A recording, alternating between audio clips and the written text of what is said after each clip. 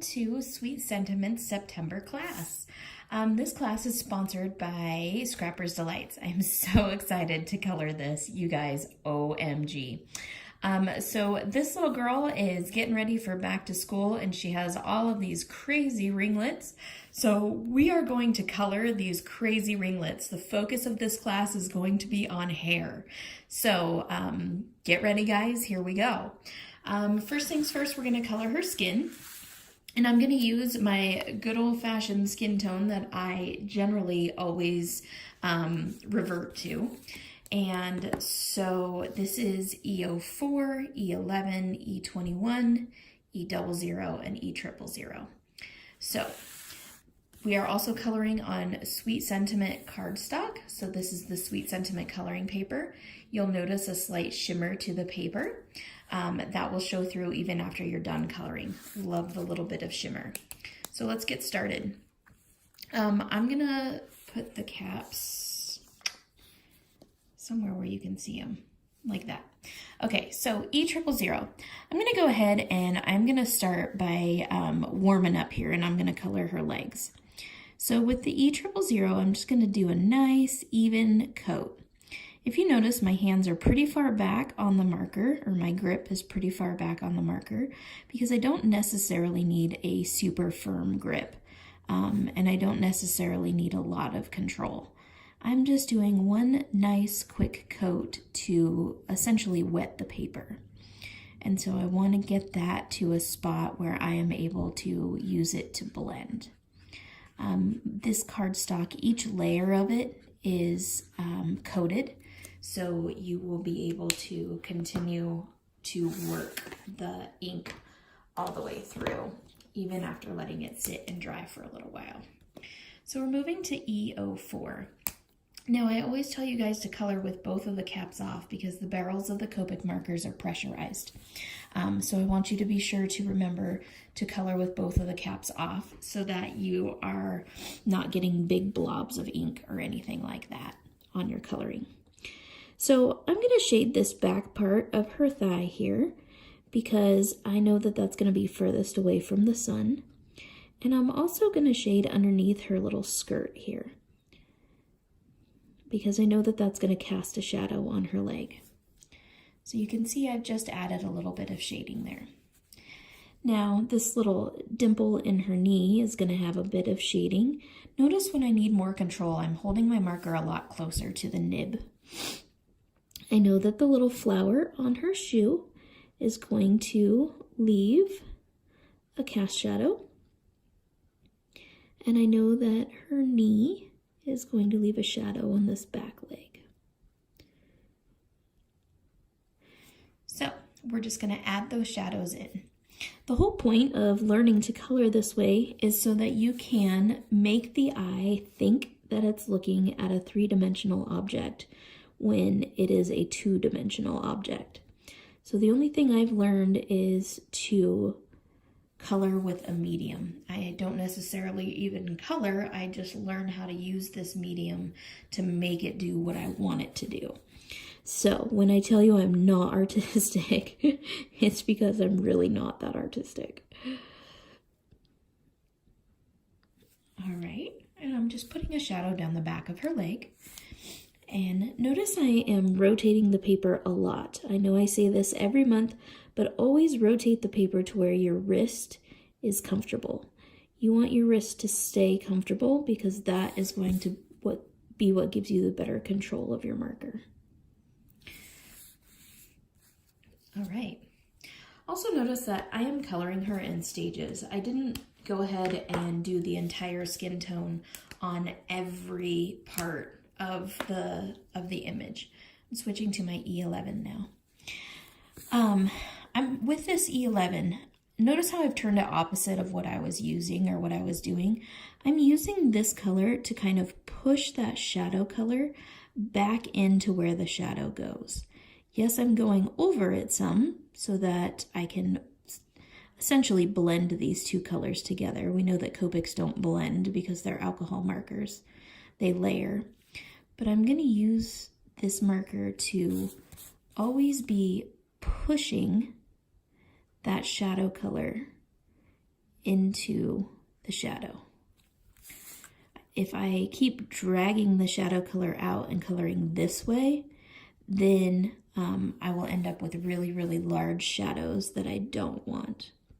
So this is kind of my way of controlling the shadows. So we're going to use this to push the shadows back into where they are. This is also what's going to help us layer up these colors.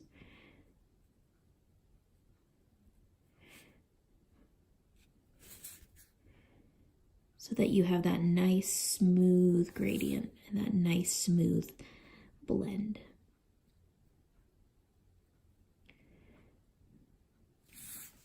Notice I'm letting that brush nib do the work for me. I am just going over it a couple of times, doing nice short brush strokes and letting that brush nib do the work. I'm pushing that color back into where it belongs.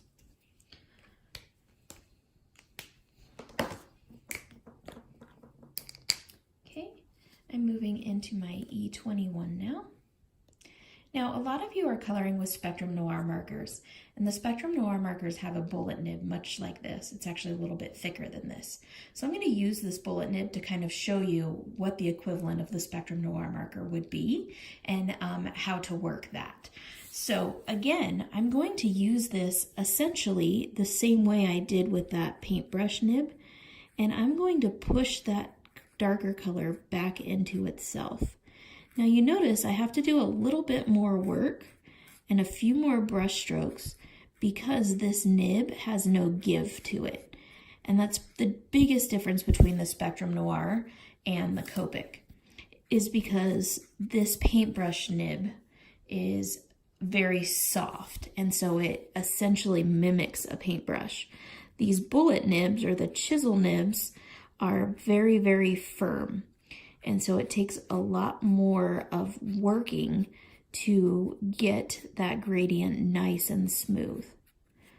So if you are wondering the major differences between the Spectrum Noir and the Copic markers, that's your major difference, is that nib contrast.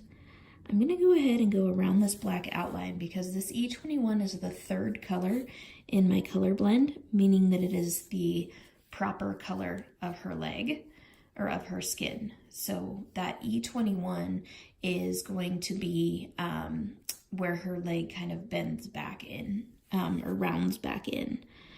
So again, I'm going to work with this chisel nib, or I'm sorry, this bullet nib, and I'm going to keep pushing that shadow color back into that shadow.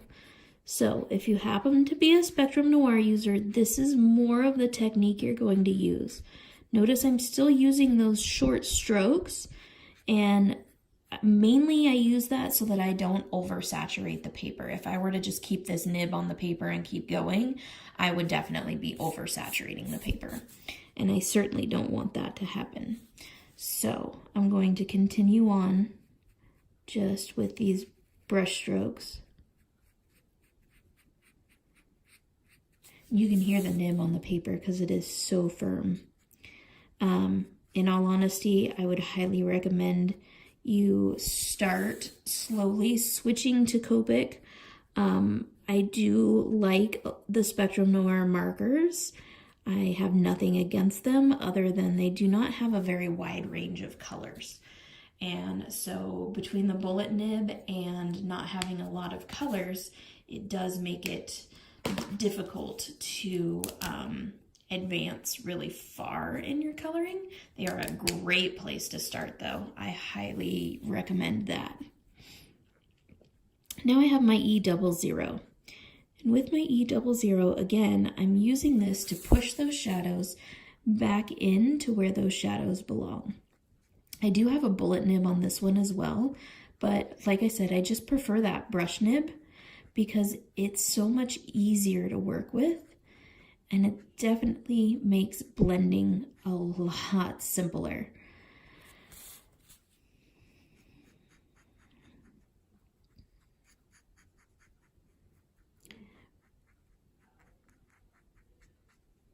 I have a fairly firm grip on my marker right now, just by comparison to tell you guys.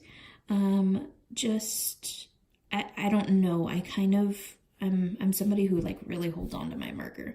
I'm not like pushing super hard, but I think I grip the barrel of the marker pretty firmly so that I feel like I have control of the marker on the paper. So just food for thought. A lot of people will tell you to try to lightly grip the marker, but I tend to, instead of nice and light, I tend to actually like pinch it. It's all personal preference. Now I'm back at that E000, and this is my starting color.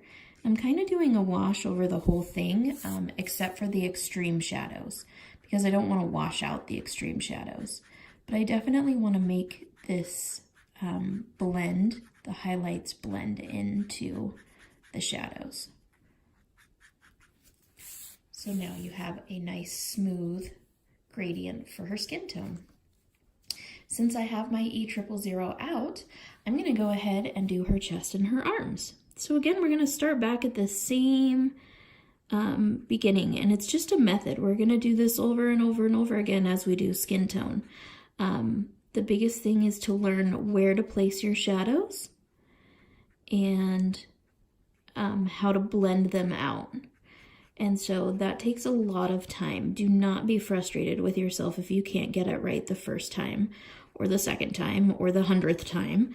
I've spent a lot of times working on skin, and you will see in my trash can, there's usually always 3 or 4 things that I've done that are pretty much just skin tone or skin and hair, because I feel like those are the things we all struggle with the most. So don't be afraid to oval file stuff. I do a lot. So E04 back into that shadow color. Now again, I'm going to look at this and I'm going to think where the sun is hitting her. I feel like the sun is coming from this direction, like she's sort of facing the sun. So I'm definitely going to make a decision on where my shadows are going based on that. So I feel like her little dress here would leave a shadow. And I'm not going to go all the way around because if the sun is shining from this direction, it's shining right here. So I don't feel like that would be in shadow, but I know that this side of it would be. So I'm going to try to pay attention to which side of the thing, of the dress that we're dealing with. Now I feel like this side of her arm would be, the sun would kind of be blocked by her body. So I'm going to put there. And where her arm creases on itself, it's going to leave a cast shadow on itself. Now, her thumb, this side of it would be shadow. Definitely the palm of her hand underneath these fingers.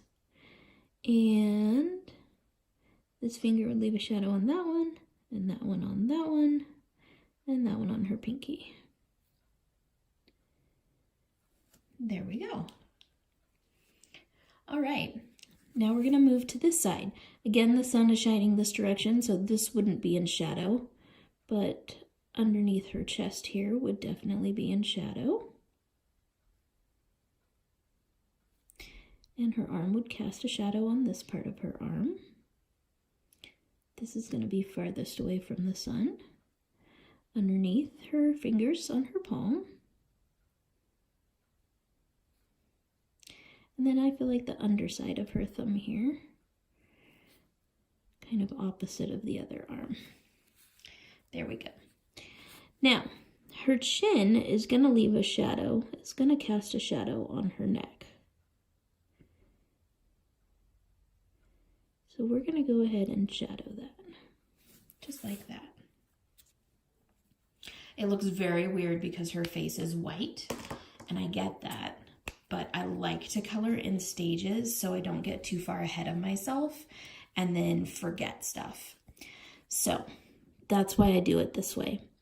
Again, we're going to be pushing those shadows back into those shadows so that we don't elongate them out too fast towards that highlight.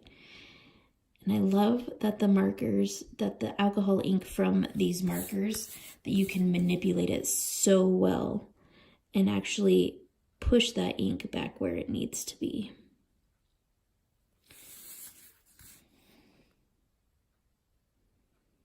And again, don't be afraid to rotate your paper. There is no Copic police or coloring police that are gonna come and tell you otherwise.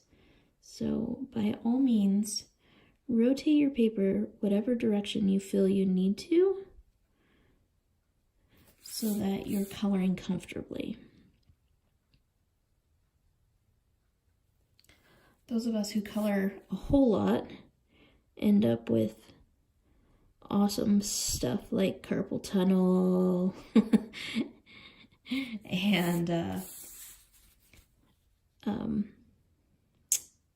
can't think of what else it is, but you guys get the hint. You guys know what I'm talking about. It's just like anything, repetitive motion. All right, so that was the E11. Now we're going to go to E21. I love it. It's all worth it. Coloring, I feel like, is so relaxing, and it's just my favorite. I'm going to go ahead and kind of trace the outline because the E21 is my middle color. So that's the true color of her skin. And notice I'm just doing a very thin line. Very, very thin. I don't want it to be overpowering or overwhelming, and I don't want to lose the places for my shadows.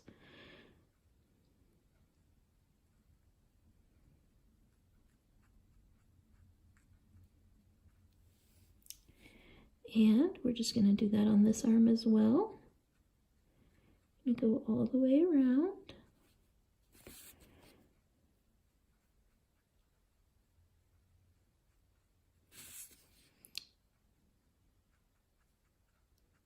All right. Look at that. We're getting there. E00. I do love practicing my skin tone coloring. I feel like the more I practice the skin tones, the smoother they get. So really, guys, if I could encourage you, even Spectrum Noir users, if I could encourage you to purchase a skin blend and just start there and keep going with that skin blend. You can color everything with the skin blend. You can color the hair, you can color the clothing, you can color everything with that skin blend. And it will help you to see how those markers react to one another and how to manipulate the ink and just to get really used to those markers and what they do and how they react. So it's definitely something that I encourage you to do. That's what I did when I first started, is I took my skin blend and I just hung out and colored and colored and colored with it.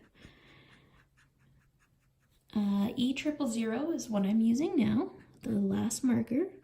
And I'm just going through and kind of adding that layer to get everything nice and smooth.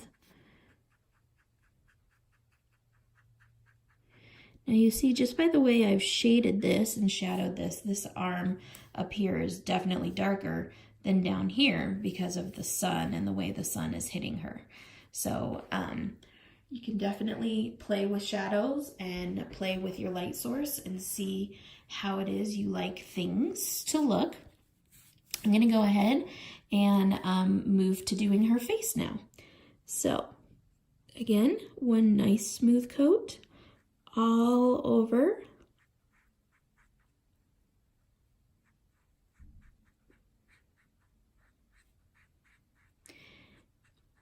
And this is to lay a foundation. So you know how, like, when you put on makeup, you use makeup primer, or like when the painter comes to paint your walls, they use primer on your walls. This is essentially that same kind of technique. You're using a primer so that you have a nice smooth surface to start on for everything else. So now we're going to go to that E04. And again, we have our shadow color, so we're going to think about where the sun is hitting. If the sun is coming from this direction, this little tuft of hair is going to leave a shadow on her face. And then everything on this side of the fringe of her bangs is going to be in shadow. So I'm just going to keep shadowing in everything on this side.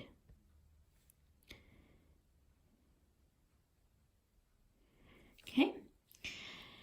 Now, I'm going to go all the way down here. Then I'm going to shadow in her nose because I know her nose would cast a shadow onto her face. So I'm just going to kind of add a little crescent shape there for her nose. Then underneath her chin here, I'm going to put a little bit of shadow under her lip. And then I'm going to shadow around this piece of her hair.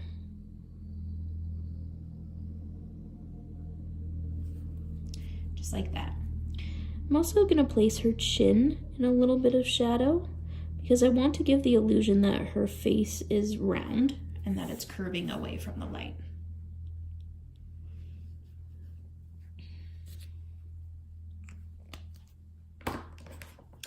Now to my E11. And with this, I'm going to go ahead and shadow in, sorry, I have to rotate it around. I'm going to go ahead and kind of shadow in the places that I sort of missed, that they are going to be in slightly lighter shadow, but still shadowed, if that makes any sense. So not quite as dark of a shadow. And then everywhere that I already placed that E04, I'm going to start to blend it out with this color.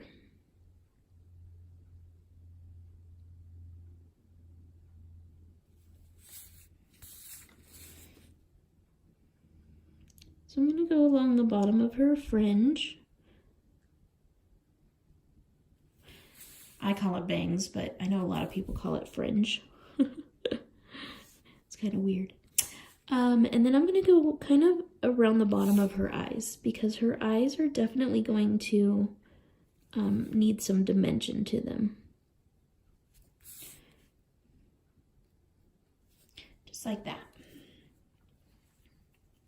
So you can see her face is kind of starting to take shape.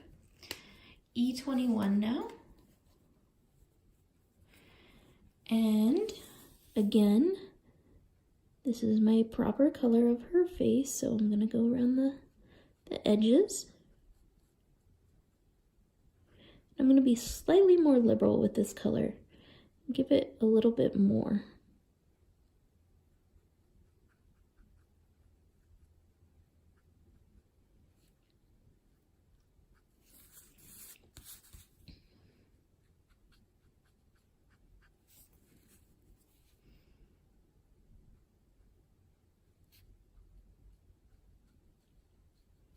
I'm going to give some shape to her eyes.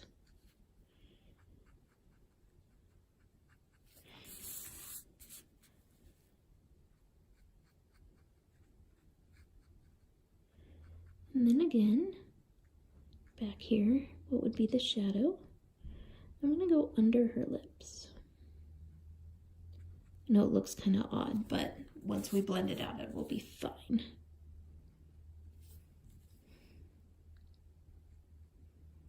All right, there we go. Now, E00. And again, I'm just pushing that shadow color back into itself. It's very repetitive, but it definitely does exactly what it is you need it to do when you follow this method.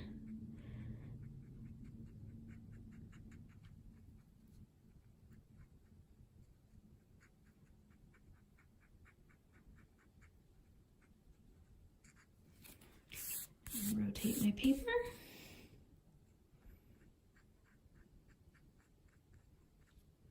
Always pushing that color backwards. If I colored the other way, I would be dragging the shadow out. And I don't want to do that because I want to leave highlight on her face. All right. Now we're going to go to the E000. And with the E000, again, I'm just going to shadow. That's the wrong word. I'm just going to finish coloring this in.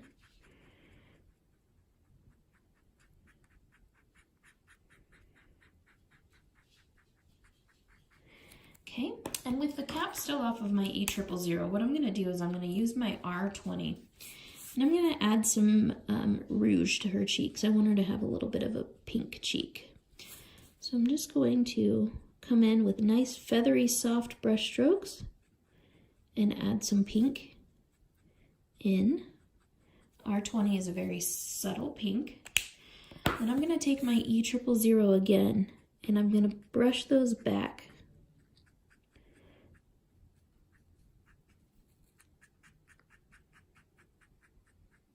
Just so that they have a nice soft ending. Okay, and I don't like how this is, so I'm going to push this back.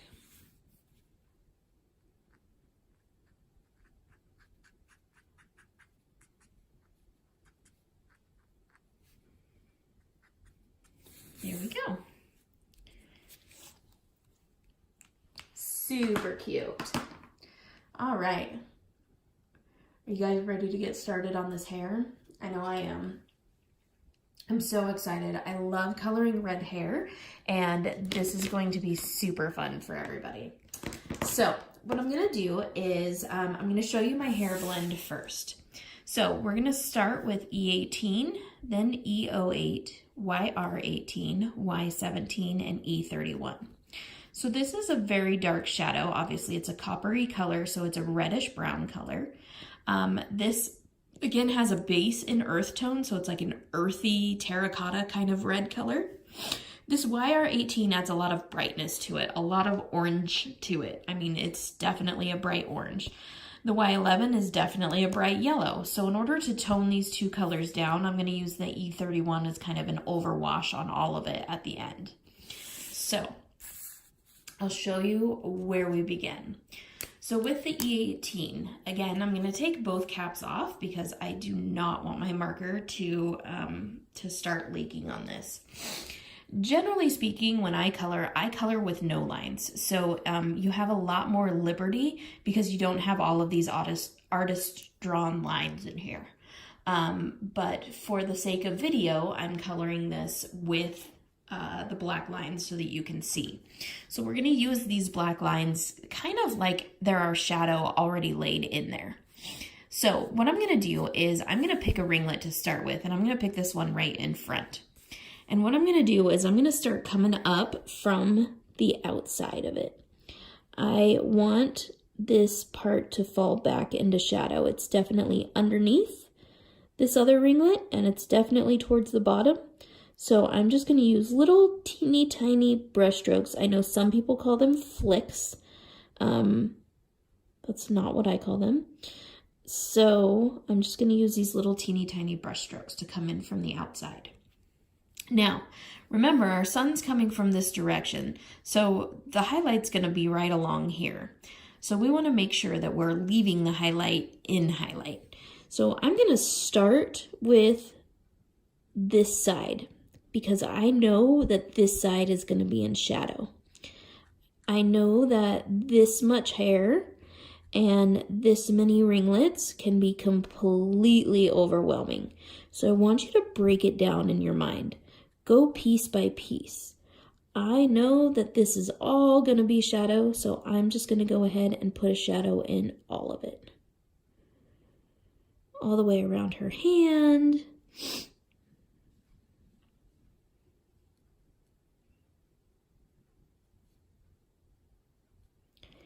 Down her arm.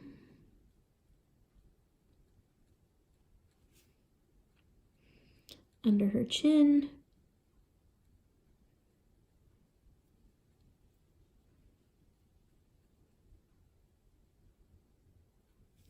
Okay. So then I'm going to start looking where I know the sun is going to leave a shadow. I should definitely do around her dress as well.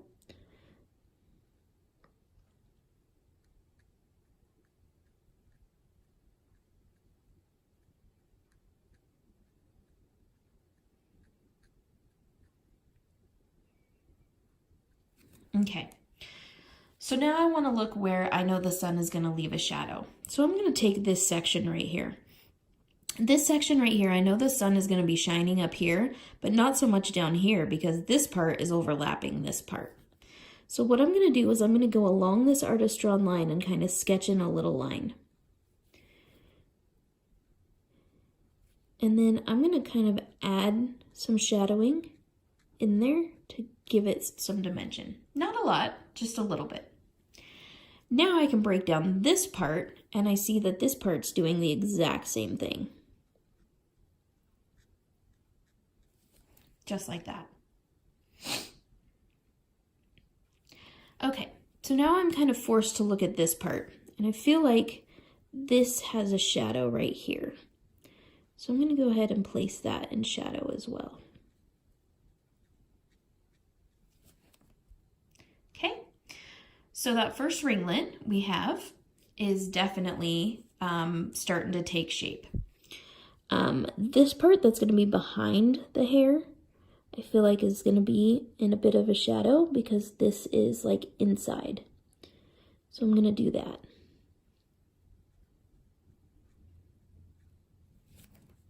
All right. Now, this piece of her bangs is definitely, or her fringe, or whatever it is that you call it, is definitely going to leave a shadow onto this main part of her ringlet. So I'm going to kind of trace around that just a little bit, but I'm not going to shy away from using my little brush strokes. I don't want it to be like a solid line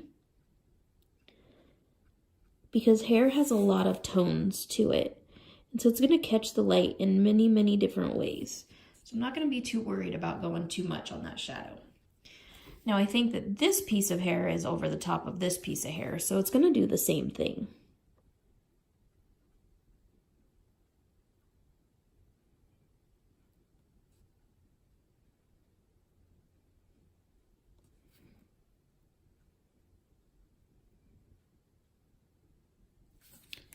There we go.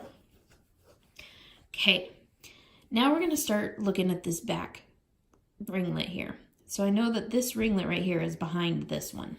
So I'm going to go ahead and I'm going to add a shadow where that front ringlet would cast a shadow.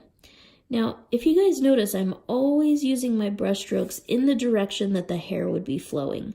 So if these were ringlets, you know that the grain of the hair would be coming in this direction. Just like that. I'm going to keep on going up the side of this one. And the hair kind of changes direction on me, so I'm going to change direction as well. Okay. Now I feel like this piece of hair is definitely in front, so I'm going to leave a shadow behind it.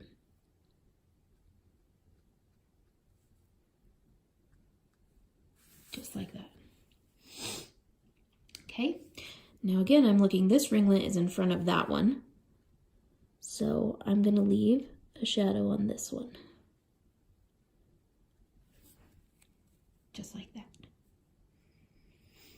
And then this piece of her fringe is definitely over the top of this piece of hair. So we're going to add a little shadow underneath it because the sun is above her. Just like that. Okay. I'm going to add a shadow in here, this tiny little piece by her eye. And then, see where her fringe is, but then this is her ponytail? That's that, like her head and this flower are all gonna leave a shadow.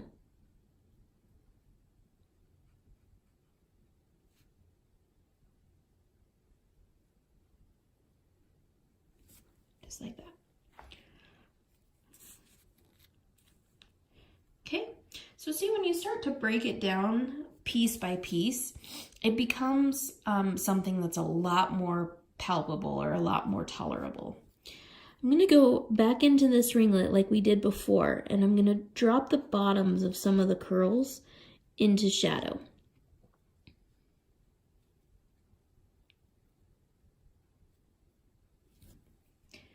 That's going to give us more dimension and more texture. Now, this ringlet that's all the way back here behind her body, I'm going to come in both directions because it's shadowed by that front ringlet. It's also shadowed by her arm. And then her dress, I'm going to go in the opposite direction. This is what's going to make it look like it's round.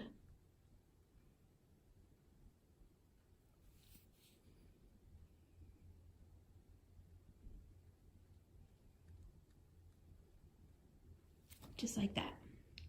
Okay, now notice she has ringlets down here behind her, so I'm going to do that same thing. These are going to be a lot darker because they're going to be pretty much all in shadow. But I'm going to try to leave a little bit of highlight area for them, just so they don't look tonal and flat.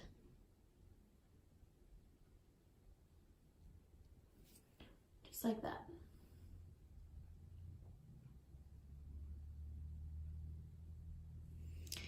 All right, so now we're going to start doing the same thing to this side. So again, we have to think about where the sun is going to hit. So I know that her skirt is definitely going to cast a shadow onto this piece of hair. And I know that her body is definitely going to cast a shadow. We're going to go full Monty with this shadow color all the way. And honestly, guys, this is what takes the most time, is thinking about where your shadows are going to go. Because once you've lined that out and figured out where your shadows are going to be, the rest of it's super easy. All right, so her arm, again, is going to leave a shadow. Always going with the grain of the hair.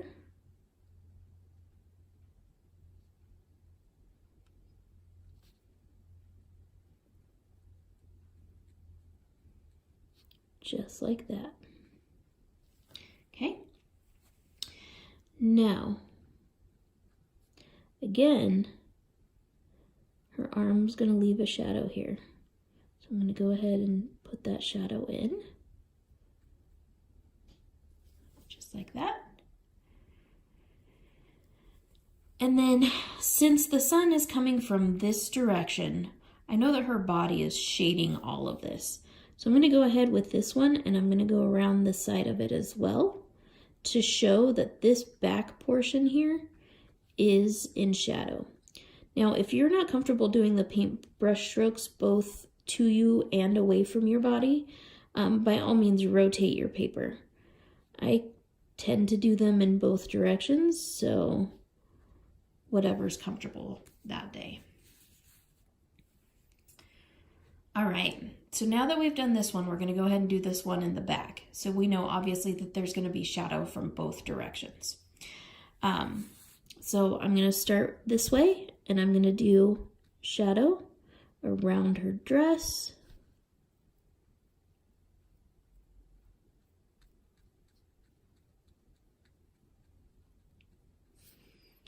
And notice I'm just doing tiny little strokes, guys, just tiny little strokes, just enough to make you realize that it's in shadow. Now, before I do the other side of this, I can see there's a lot of texture in this one. So I want to add that texture in. So I'm going to look at it, and I'm going to think to myself, what piece of this is in front more than the others? So I feel like this piece right here is popping out at me. Sorry, this piece right here is popping out at me to be in front. So I'm going to drop a shadow behind it.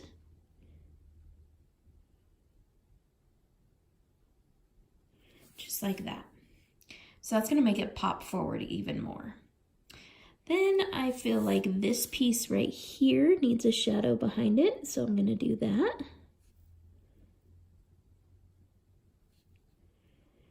And then I'm going to start to slowly shadow in the sides.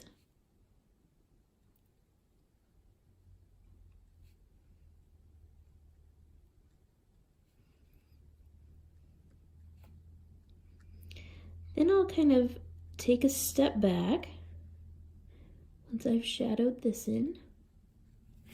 And I'll kind of take a step back and see if there's anywhere else that pops out at me. I feel like this piece is far behind, so I'm going to put it in shadow. So that adds a lot more texture to the hair when you can bring pieces forward and drop pieces back into shadow. So now we're gonna do this big one in front. So I'm gonna go ahead and shadow this little piece in right there because I feel like that's not part of this. And I'm gonna start at her hand and I'm gonna work my way down.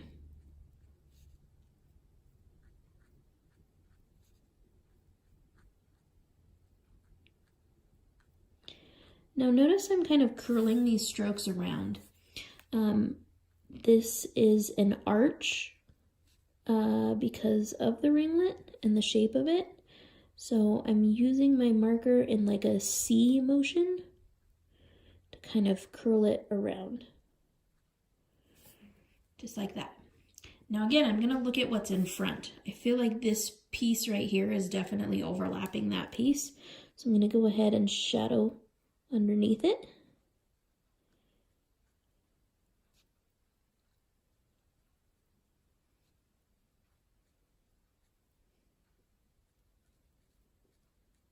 Just like that.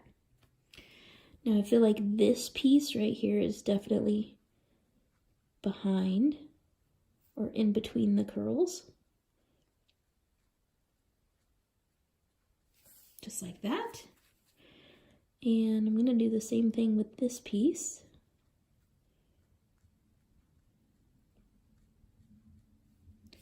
Like that.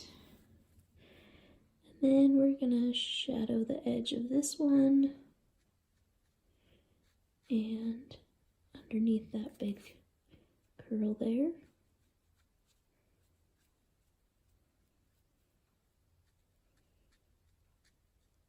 Just like that. Now you can see how these are starting to take dimension.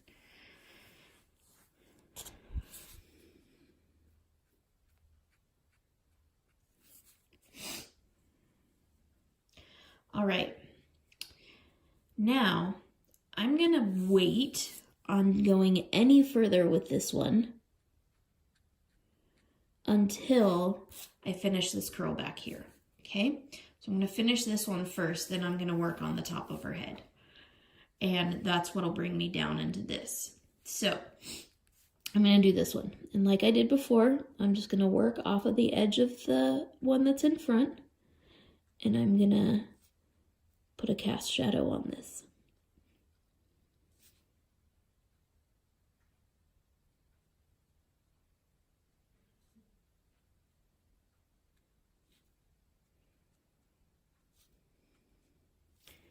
There we go. Okay, now I'm going to go ahead and turn her right side up so I can take a really good look at her. And I'm going to say that I know that this is going to be in shadow. And I know that this is going to be in shadow. And right here. And right here. Okay? Because you can see this piece of hair is overlapping that, this piece is overlapping that, and this piece is overlapping that. Okay? I can also do that right here because this piece is very obviously overlapping this piece.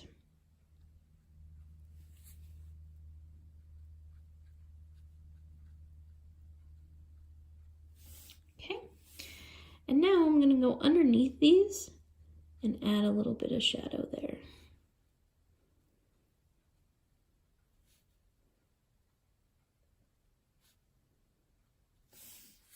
Just like that. All right, so again, like we did on this side, I'm going to start at her ponytail here. And I know that this flower is going to cast a shadow pretty much everywhere behind it. So I'm just going to add in some little brush strokes. I know you can do this, just stick with me. It's so fun to watch hair develop. It's like my favorite thing to do ever, because it looks like you've totally ruined it until you get to the last color. And then you're like, oh, whoa. And it just kind of happens. So this ringlet is in front of this hair. So I'm going to go ahead and I'm going to drop a really thin shadow behind that ringlet. And again, guys, this is hair, so it's not the end of the world if you kind of mess up or you make your line too thick or whatever, we can figure it out and we can fix it. So I'm going to go ahead from behind this lock of hair because we know it's very obviously in front. I'm going to color this part in.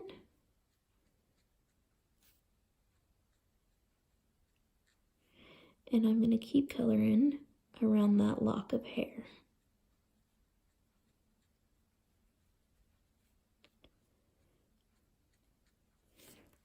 All right. Now, I'm going to add some shadow in here because I feel like it's folded over on top of itself and kind of up this way too, just so I sort of have a starting point to go from with my next color. Okay, this hair is bugging me because it's in the wrong direction, so I'm going to fix that. There we go. Okay, now this part of her fringe is very definitely in front of this. So I'm going to go ahead and put a shadow behind this part of her fringe.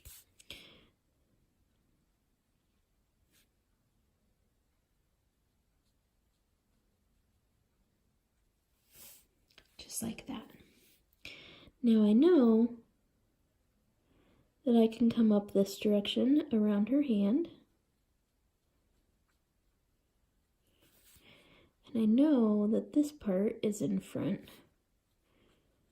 So now it's just a matter of adding those brush strokes so that the hair is going in the right direction. Just like that. Okay, now I'm going to start looking at this. I know that this is behind, so I'm going to add some shadow in there. Same thing with this.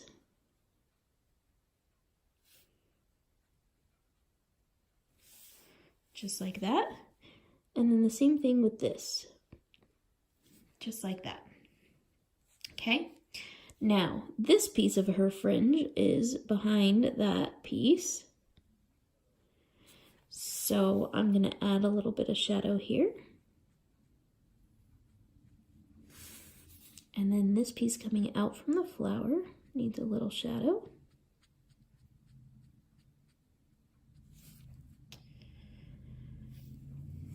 Now we're going to do the top of her head.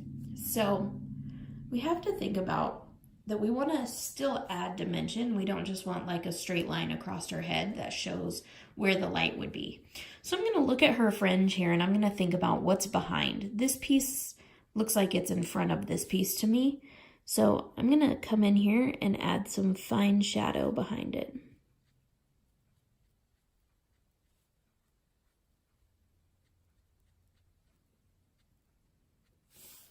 Okay. Then this little piece looks like it's behind that piece to me. So again, I'm going to add a little bit of shadow.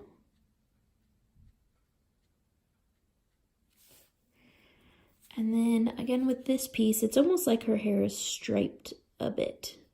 It won't look that way when we're done with it, but that's what the pattern I'm seeing right now. Just like that. And then this little piece right here. There we go. This little curl is coming out from behind her fringe. Now I'm going to do the top of her head. I know where her part is. There's going to be shadow.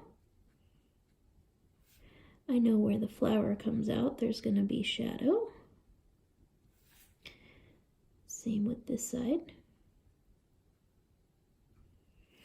And I know that this little flower is going to leave a shadow on her head right here.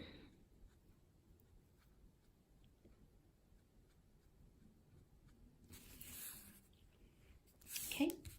Then where her part is for her bangs, I know that that's going to be a bit of a shadow. And remember, always going with the grain of the hair, with the direction the hair would fall. And again, I'm going to put a slight shadow around this flower. And I'm going to add a little bit of more shadow down here where it's further from the sun. All right, you guys, we have the shadow done. Are you so excited? I am. I love when I get the shadow done because that means that I am like one step closer. And I'm actually going to add a tiny bit of shadow here, even though I said the shadow was done, because I want to add dimension there. All right, there's all that crazy hair. So now we're going to come in with our second color. And with the second color, unlike doing the skin, we're actually going to go from the shadow towards the highlight. So the second color is the E08. And with the E08, again, I'm going to start on the ringlets. And I'm going to start down here at the bottom. And I'm just going to come in. And I'm very softly adding that little bit of shadow. And I'm just, it's not the darkest shadow. It's reaching towards the light.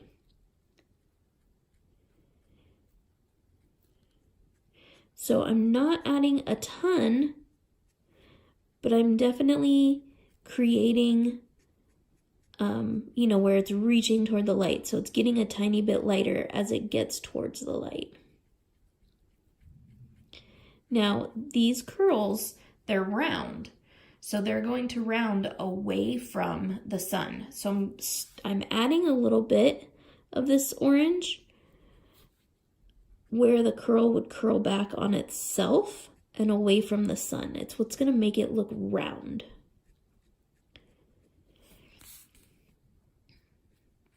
And you notice this is already going way faster because I don't have to think so much about where I'm laying each and every individual stroke at this point because I've already put that shadow in. So now I know that I can just come in here and go to town.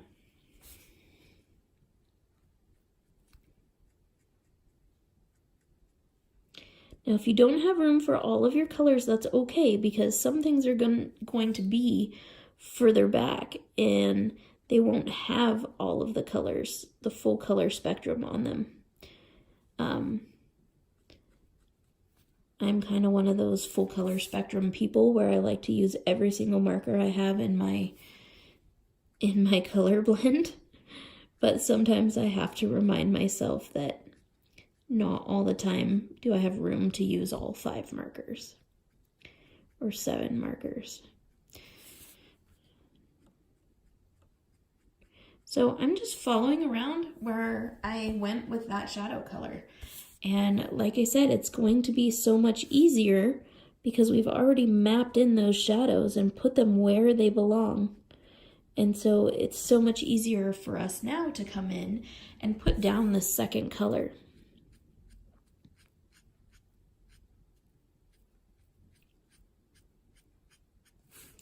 The key to this is that you don't want to oversaturate your paper because you're doing a lot of work here to create a texture.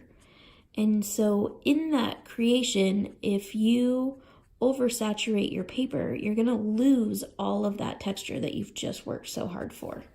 So you want to make sure that you are not, you know, really blending these out, but letting those brush strokes kind of stand alone.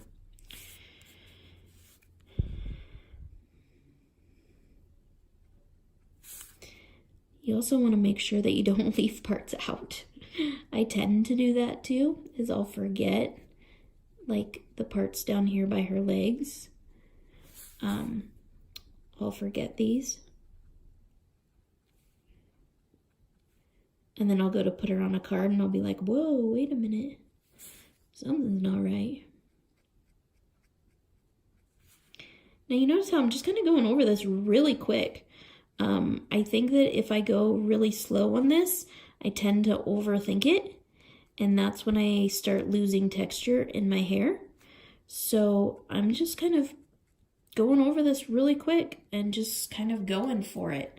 I assure you that reckless abandon is not going to be what you want to do, but definitely going over it fairly quickly so that you don't oversaturate and you don't overthink it are highly recommended.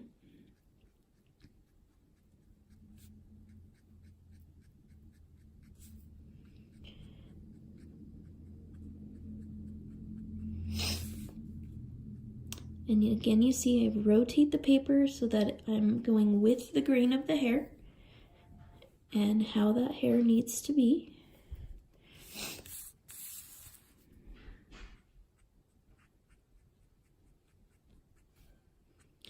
Just like that. Still going. Perfect.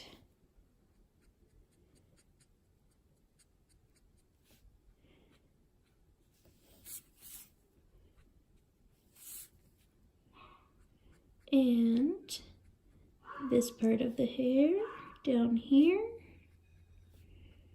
Again, we don't want to forget anything.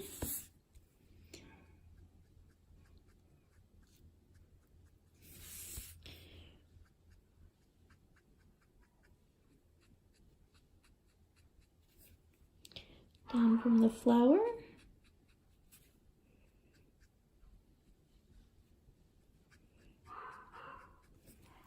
And up from the shadow.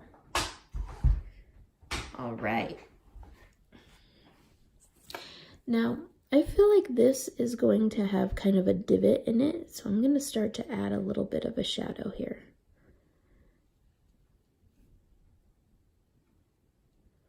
So it gives me a point to work off of. Okay, now we're gonna get into the very orangey orange. This is what's gonna make her look like she has that fiery red hair. So here we go with the YR18. And again, I'm gonna kind of go over everything quickly so that I'm not overthinking where I'm laying all these brush strokes.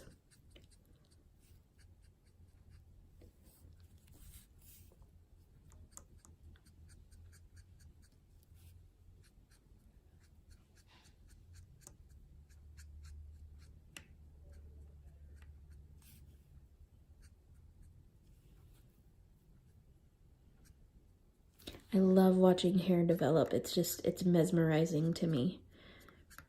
And the more you get used to doing hair and choosing colors for it and getting comfortable with it, the more you're gonna enjoy it. So hair is definitely my favorite thing to color, and that's why I love this class.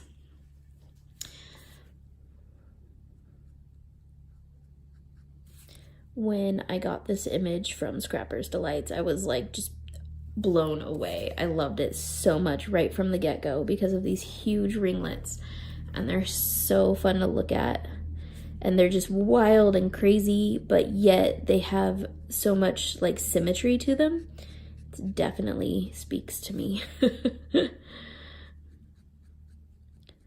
So again, following everywhere around where I've already left that shadow, and we're just getting closer and closer to the highlight. Notice I'm still leaving lots of white space because I still have two other colors that I want to use. I want to make sure that I have highlight.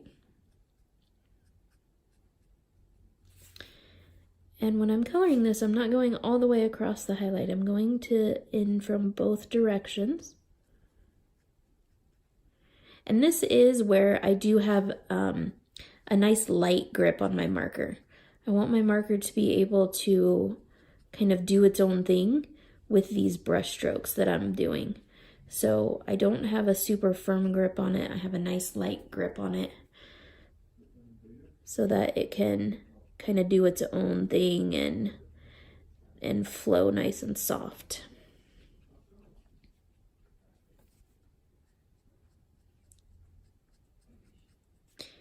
Kind of makes nice and tiny little brush strokes too. If I keep it further away from the paper, nice tiny little brush strokes so that I have that nice fine hair texture in there.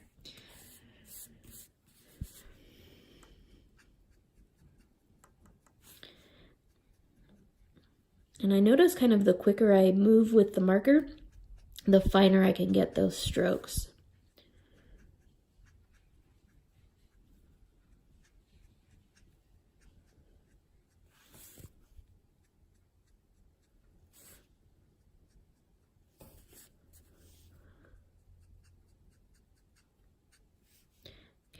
Now I'm going to come down onto this part.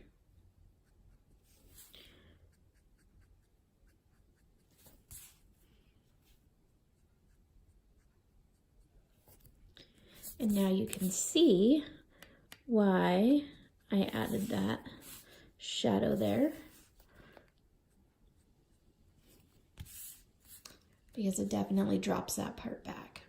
Okay, now see how her fringe is kind of going like over her forehead and then curves back towards her eyes? I'm going to use this color to kind of start to color the very edge of that fringe where it curls back on itself or towards her face, because it's curling away from the sun. So I want to create that kind of bulbous look to it so that it adds dimension into this part, so that they don't look like they're just flat and laying there. I'm sure she curls her bangs.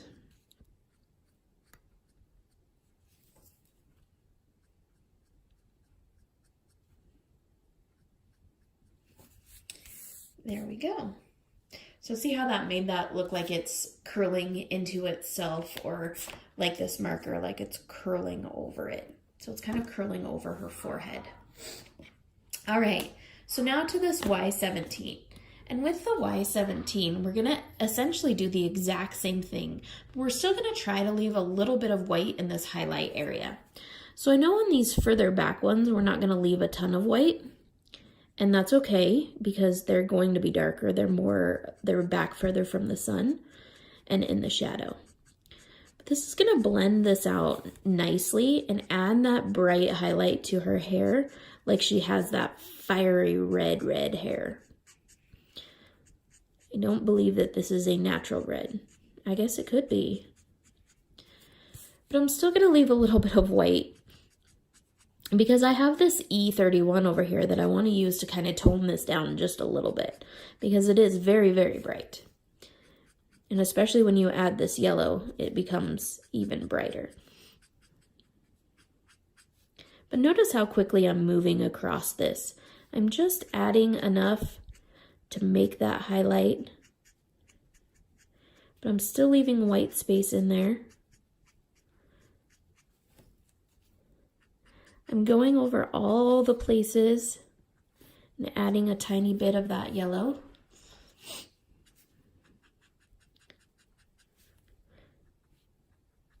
Can't forget those parts.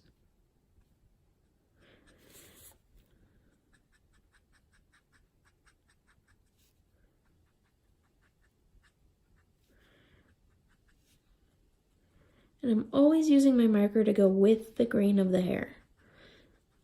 I'm never coloring across that grain.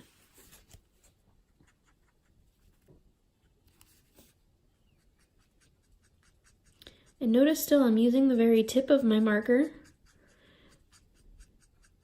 because I don't want to wash out everything that I've just done and lose all the texture by oversaturating the paper. So I'm still just using that very paintbrush tip of the marker.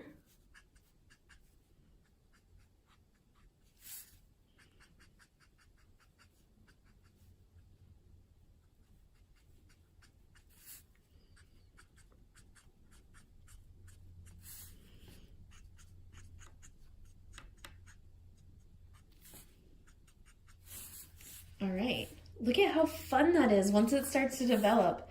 It's so crazy. To me, it looked like it was all ruined and horrible. And oh my gosh, what am I doing? And then you add those highlight colors in and it's just awesome. So now I have this E31. And everywhere where there's just a highlight over that yellow, I'm just gonna go over it real quick and kind of tone it down a little bit. See how it brings that back into more of a natural looking color? Because that yellow is really bright, but I want that bright base so that this doesn't totally wash it out. I just kind of wanted it to be sort of not quite so yellow, I guess. I don't know. I just felt like it needed toned down a little bit.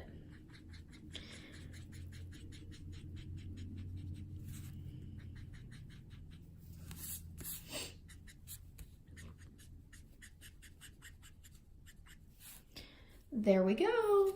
Look at that crazy red hair. You did it. Oh my gosh. Isn't that fun? Oh, I love it, love it, love it.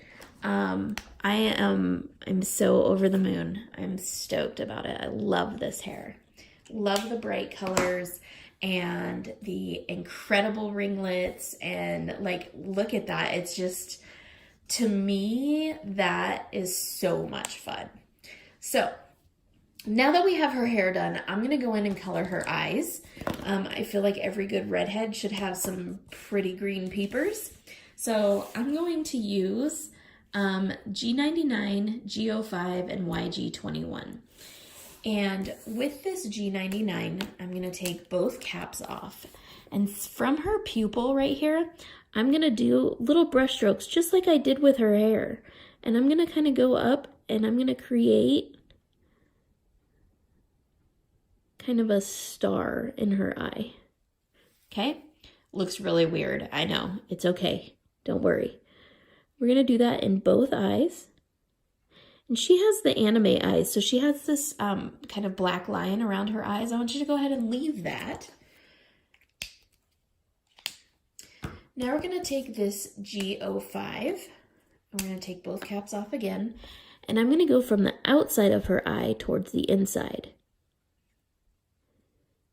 And again, this is a wicked bright green. It's okay.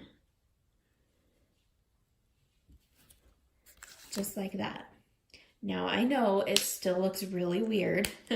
Remember all those lectures I just gave you on not oversaturating your paper? I'm going to take this YG21 and I'm going to go over and saturate my paper. I'm going to oversaturate it. And I'm just going to color back and forth all within her eyes to even out those lines that I just created. Same thing with this one.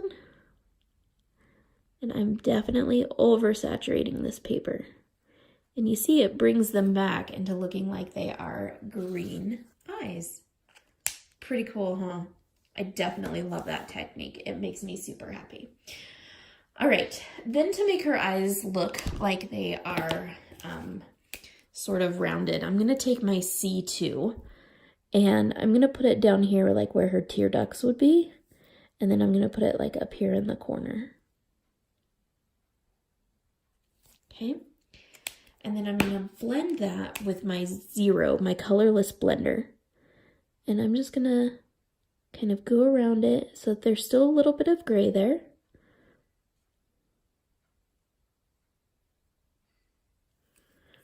But that makes, it adds a whole bunch of dimension to her eyes. So there we go, there's that. All right, so I noticed right here on her flower, I got a little bit of red. So I'm going to take the 0 colorless blender and I'm going to use it to push that red out of the flower.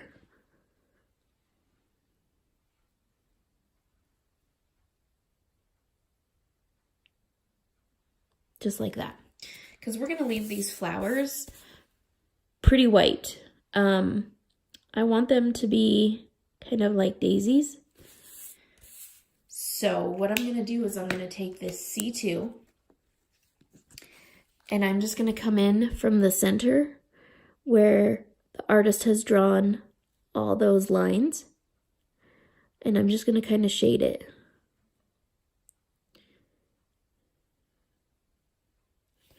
I'm going to do that on this one as well.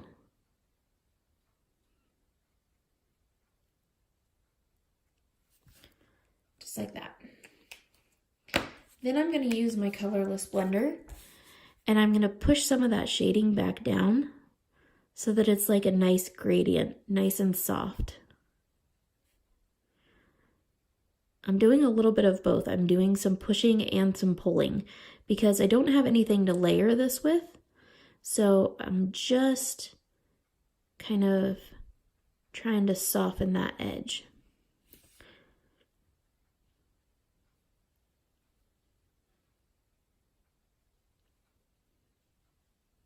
Just like that. Okay. Then what I'm going to do is I'm going to take that Y17 that I used for her hair and I'm going to fill in the center of this.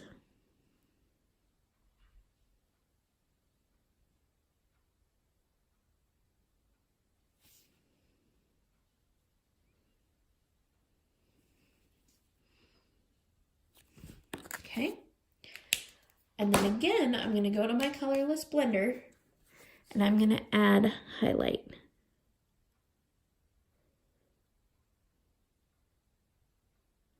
Just a little line there. And it'll make it look like it has some dimension to it. All right. Now we're going to color this crazy dress of hers. I love the pleats in this dress. I think that they're super duper cute. So we're going to color a beautiful teal color. And so I'm going to start with BV29. This is like a purpley teal. Well, it's a purpley blue. And so this will be a great shadow and base for it. Then I'm going to go to BG78, excuse me. And with BG78, it's going to start to bring those teals in, but it's still that shadowy kind of grayish color. BG09 is going to be the true color of the dress. So it's like this blue, this dark blue teal. Then BG45 will start to be our highlight, and BG13 will be in the highlight. So let's get started. I love using my B29 as a shadow color, and I use it a lot in a lot of different color bases. So I'm going to go in here and I'm going to shadow where I know that there's going to be a shadow. So I know that her chest is going to leave a shadow down onto her dress. Just like that. And over here, same thing.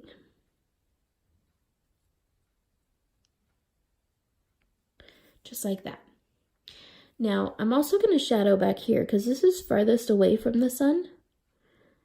And so I'm going to put a shadow kind of back in this direction here.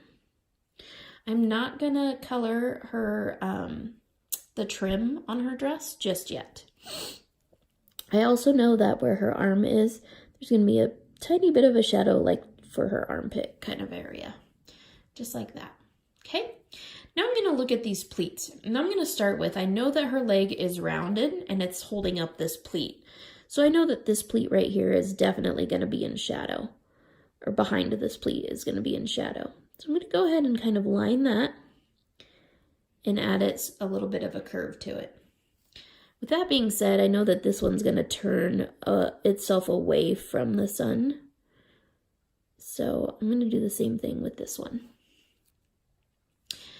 Now, with this, her leg is rounded and the sun is coming from this direction, but that's going to make this cast a shadow onto that. So we're going to put a little bit of shadow here on this pleat. Just like that. And the same thing over here with this one.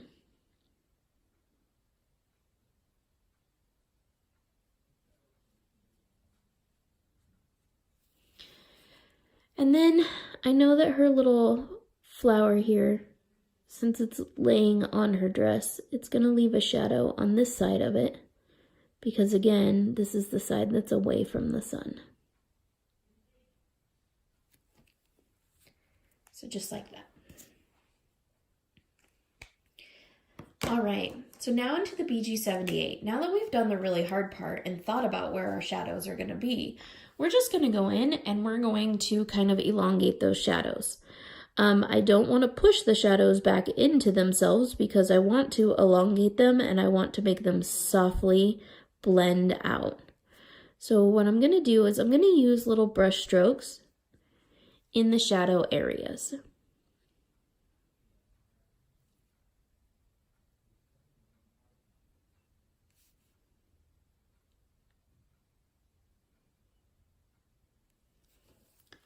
Just like that. Okay, now with this, I'm going to come down this direction. And then I'm going to do a nice, easy brush up towards the highlight. Just like that.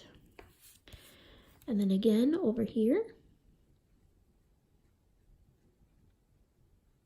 And around her little flower. And then again on this side.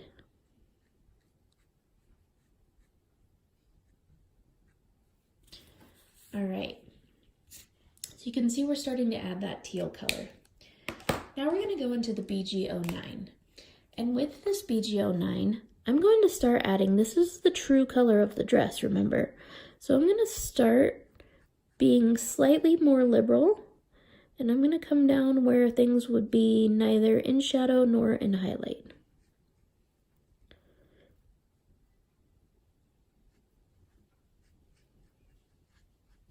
I'm also going over those shadow areas and kind of drawing that shadow in. All right, now eventually we're going to have to color in this pleat, and eventually we realize that it's going to curl in itself and out of itself. And you notice there's a little divot right here as well. So I'm going to add this little divot here because it's not necessarily in shadow, but it's also not necessarily in highlight. So we're going to use this color, just like that. This is what's going to add a little bit more dimension. I'm going to go just barely on this side of the shadow line.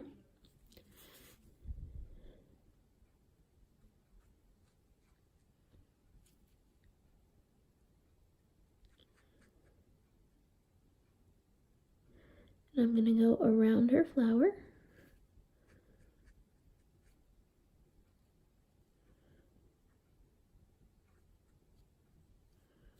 Just like that.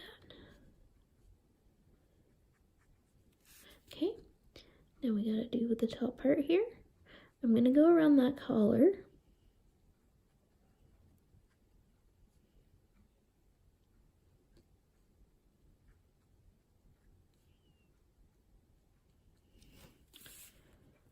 There we go. Okay, now we're gonna work towards that highlight. BG45 is the next color, and this is going to be the beginning of our highlight. So I'm going to work hard to try and make these colors really blend together and just leave that white space for the highlight.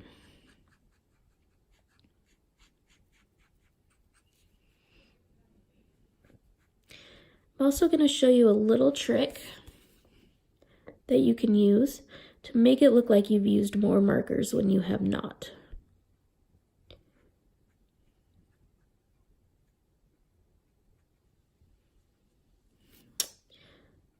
Okay, so we're going to come up here.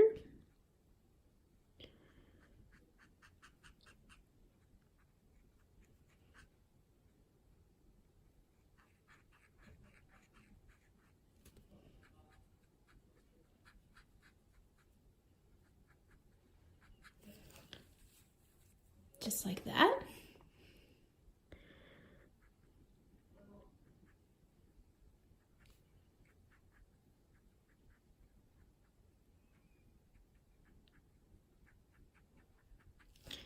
There we go.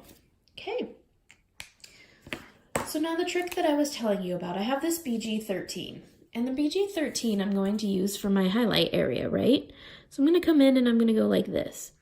But I'm not going to go over that white spot just yet. No, I don't want to leave it white, obviously, because her dress is teal. But I want to save that for the very end because I want to make it look like I've used more markers than what I've actually used. So I'm going to let this part dry, and I'm going to use this. See how I'm using many, many layers of it, lots of coats of it, and I'm, essentially coloring in. Well, now what I want to do, now that this part has dried, is I want to come in and I want to do one quick coat over it. So see how it leaves more of a highlight there? Because I'm only single coating it instead of coloring back and forth on it. So it looks like you've used an extra marker, when in fact you've just used the same marker. Kind of a way to expand your Copic collection without actually having to buy more Copics. All right, so now we have that. I'm gonna go ahead and color her shoes the same way because I feel like she would have matching shoes to her little dress. So I'm gonna use this BV29 in the shadow area. I'm gonna bring it down here and behind this little flower. And then the heel of her shoe, the back of her shoe, and underneath this little flower. Then the BG78.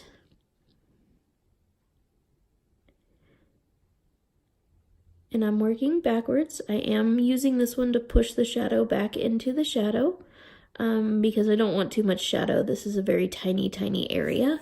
And so I'm using the very, very tip of my marker. And I don't want to drag that shadow too far out. So I'm being very, very careful. Now, my BG09, I'm going to go around the bottom of the shoe here so that we can start to see that teal color really shine through.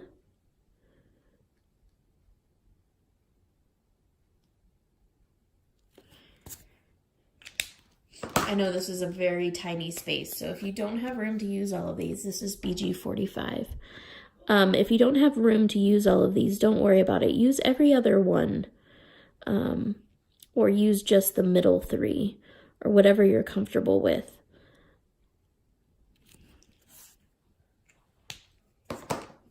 And then this is the BG13.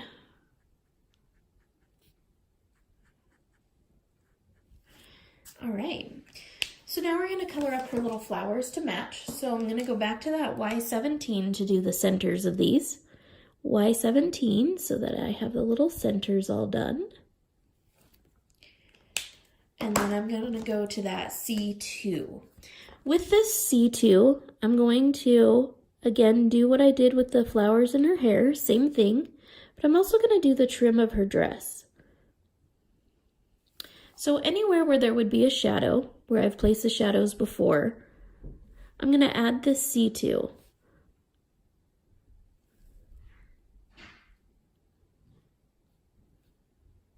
Just like that. And then up here at her shoulders.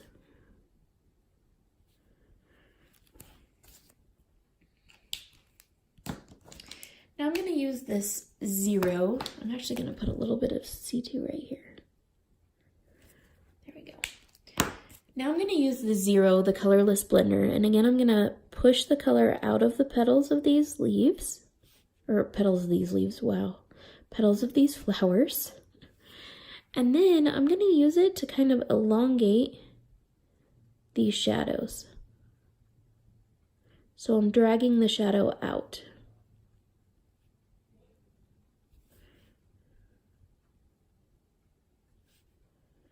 And it's just enough to give you a hint that there is shadow on that trim. Then I'm going to go up here and do the same thing on the trim of her dress up here. I love my colorless blender. I use it so, so much. All right. And there you have it. She is finished.